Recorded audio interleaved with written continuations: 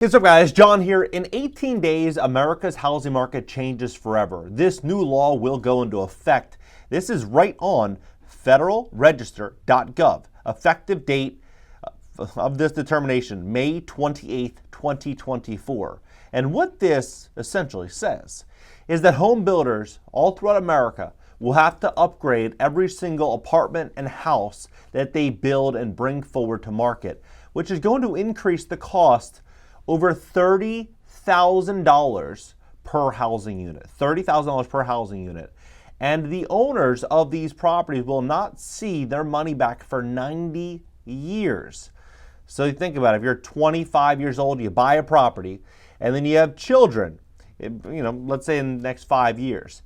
Those children's children will see that money back, not accounting for inflation. And so when you look at what's happening, this affordability crisis that we are walking into, because we're not really in it, in my opinion, yet. Sure, things are bad, but it's going to pale in comparison to where things are going to go the next year, the next 2 years, the next 3 years. Look back on the last 4 years. Every single year has been a little bit harder, a little bit stranger. I'm telling you, the next couple years, it's going to get out of control. I mean, I've been talking about this before anybody. 10 months ago, for example, I had this company, Solar Energy Loan Fund, on my pod. Came into the studio and I wanted to learn about what is really happening in real estate, because they're getting direct funding from the White House. They're getting direct money from the White House. We get funds from government, from grants, from participating in different things around the country. We get national funds, we get federal funds. And what they're essentially doing is they're taking the money, getting a 1-2% interest rate loan, and then lending it out to the general public at 5 or 6%, and they're making a profit on the spread. Getting the money at 0 to 1% interest and then being able to lend it out for much lower than a traditional bank would be able to. And these people taking the loans are doing solar, they're doing heat pumps, they're doing all the required upgrades now. And this model is going to continue to spread. Now, and I even talked about 5 months ago that this new property upgrade nationwide, this situation was coming. Well, now it's here and it's stamped into law. And I'm going to break this down for you and show you what this is going to look like. So if you're a homeowner, if you're a real estate investor, you're a renter, or you plan to buy property, pay very close attention to how this is all going to work. Interestingly, on top of all this, you have the world's richest that are sitting right at the finish line, investing heavily into the solution to this. I'm talking Jeff Bezos, the CEO of Salesforce, Goldman Sachs, all the really big names. They're all heavily invested. So I'm going to break this all down and show you exactly what's coming. Please hit the like button, hit the like button. YouTube will share the content, educate more people about what's going on in America's housing market and real estate market. And if you'd like to fix your credit to position yourself what I believe is going to be the greatest wealth transfer ever, we'd love to help you at my company, GreatCreditFast.com. That's GreatCreditFast.com. If you have late payments, medical bills, charge-offs, foreclosures, bankruptcies, repossessions, or any negative item on your credit report, go to GreatCreditFast.com. Click the link in the description just below this video. Schedule a free call for Monday. Take a look at this. So, interestingly, seriously underwater mortgages are on the rise. And so what I believe is going to happen as these mandates continue is we're going to see more and more property owners going underwater. Now they're saying right now it's about 1 in 34 homes, which is seriously underwater. But their definition of seriously underwater is 25% negative equity. My definition of home underwater would be, could they sell the property for the price in which they paid? Would they, if they sold that property, would they be underwater after real estate commissions? If the answer is yes, they'd have to strike a check to leave the property. Let's say they bought it the last 2, 3, 4, 5 years. They're underwater, right? They would have to strike a check. They're defining underwater as 25%, not including real estate commissions, not including any other, fees associated with leaving. And so, look at this. They're saying it's just 2.7% of homes, right? It sounds very, very low. But I guarantee if it was 5% underwater, 2% underwater, this number would be 5, 8, 10, 12x this number right here. And so they go on to say that it's 1 out of 37 homes. The number is much greater than that. And so this is kind of how this is all going to work. April 26th, this came out saying new energy code mandate a blow to housing affordability. And so what they say on the National Association of Home Builders website is that in a move that will curb new construction and harm housing affordability nationwide, the U.S. Department of Housing and Urban Development and U.S. Department of Agriculture have issued a final determination that will require all HUD and USDA financed single-family home construction housing to be built to the 2021 International Energy Conservation Code and HUD financed multifamily housing be built to 2021 standards. Without adequate review and consideration of how it will affect home buyers or renters, HUD and USDA have rammed through a mandate that will do little. This is what they're saying, and it's going to add $31,000 to the price of a new home, and it will take up to 90 years for a home buyer to realize the payback. 90 years, right? Then on their website, on federalregister.gov, final determination, adoption of energy efficiency standards for new construction. Now, some people say, look, this is just going to be new construction. I promise you that it's going to be all homes. I promise you that. And here's why I'm going to say, and I'm going to go out on a limb and say this. So right now they're saying the U.S. Department of Energy, DOE, recently released an ambitious blueprint for decarbonizing buildings in the country, including homes. The stated goal of the plan is to reduce this 90%, right? So if it's just going to be new construction, how are they going to get to 90% in the next 26 years, next 25 years, right? How are they going to do this? Well, because they're going to continue to increase the amount of properties that will qualify for these revisions, these changes, these modifications, these upgrades. And they say that their interim goal is 65% in the next 10 years, 10 and a half years, right? So this is going to be a slow drip. Now, the big question is, when we live in an environment, a high interest rate environment, where the cost of capital is very expensive, the cost of property insurance is very, very expensive, and then you have these upgrades that we're going to be walking into, what would this look like for a consumer that's already tapped out? Well, it's going to look like many consumers are likely going to be walking away from the property, especially when they see the price in which these upgrades cost. So let's dive in a little bit to these costs. So here's how much it would cost to move every home to the U.S. Now, forget every home. People aren't thinking about every home. Let's just talk about your home. Let's say you own a 3-bedroom, 2-bath, 1,500 square foot cottage. Basic everyday white picket fence type of house, traditional suburban house.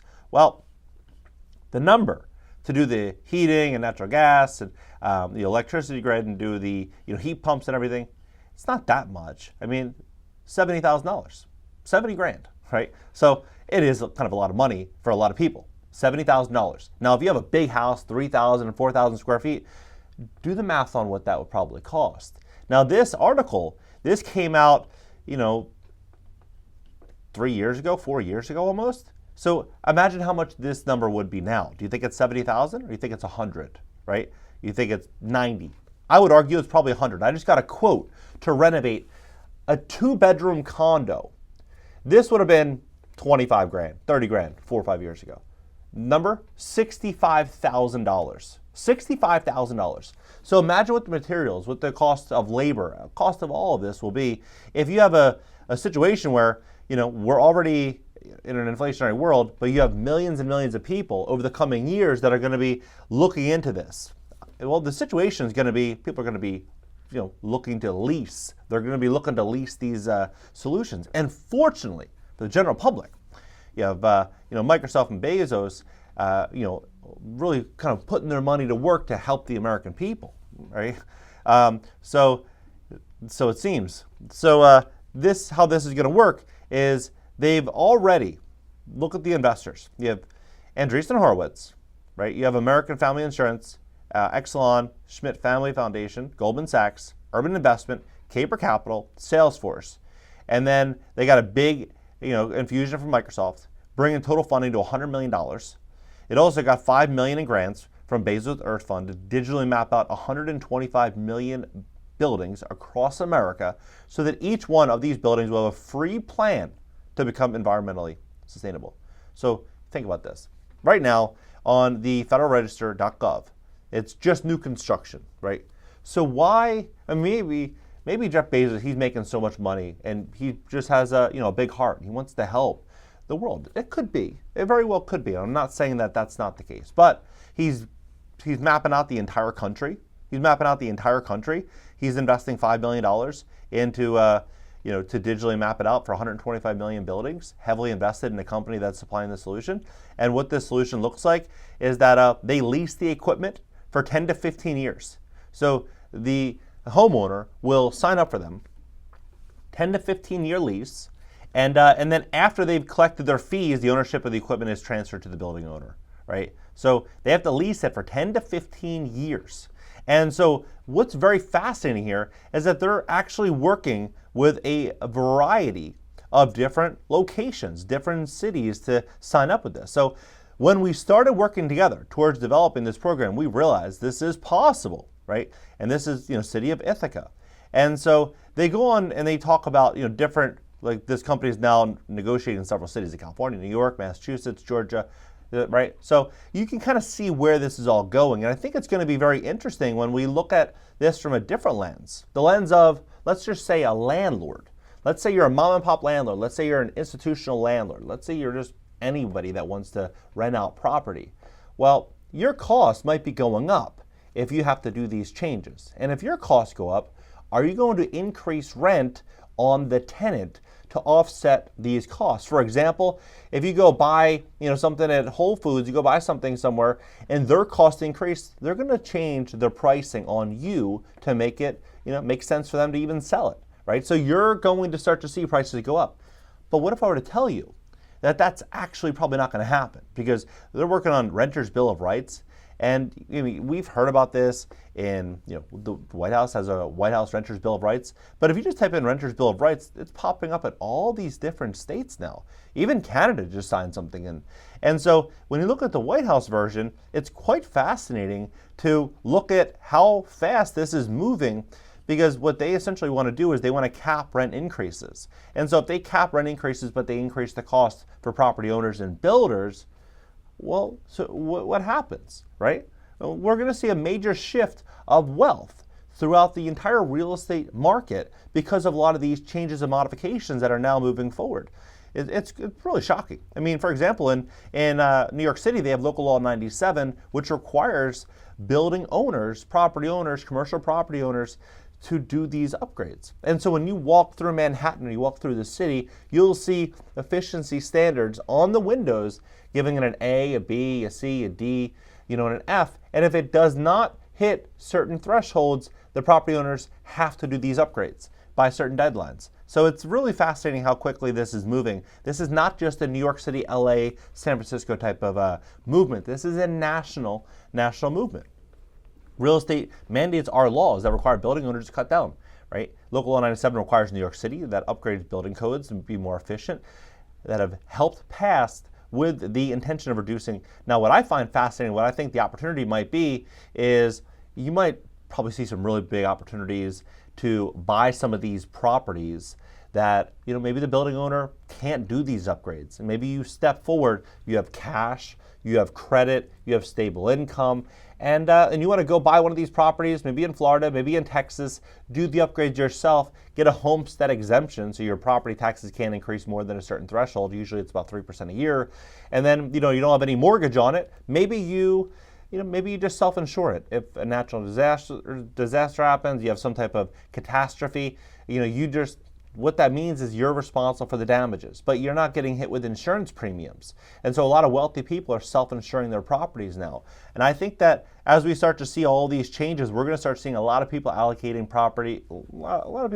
money into property, paying off these properties, doing these upgrades, and just trying to, secure themselves. Because I think we're going to see so much wealth move hands. There's so much fake wealth out there right now. People saying they own 50 houses, 100 houses, thousands of houses, all these real estate syndicators. But really what they own is a lot of debt, and that debt in many cases is worth more than the asset. When you factor in all of these changes and modifications coming to the housing market, use your imagination. A lot of people are going to be, going under. What do you think about this entire situation? Do you think this is going to ramp up rapidly? I do. I mean, it's not an opinion. It's literally on the website telling us that this is going into effect, and they're telling us what these standards are going to be looking like, every couple of years. So I think things are going to get very, very interesting in the next 5 years. Let's have a conversation below. And if you'd like to fix your credit to position yourself for funding, maybe to invest in, distressed real estate, maybe to buy a business, to get funding for a business, to buy a work truck, you have some type of plan to make a lot of money, but you need funding to get you there, we'd love to help fix your credit if you have any credit issues at all. If you have late payments, medical bills, charge-offs, foreclosures, bankruptcies, repossessions, or any issue at all in your credit report, go to GreatCreditFast.com. Click the link in the description just below this video. Schedule a free call for Monday. Catch you next video.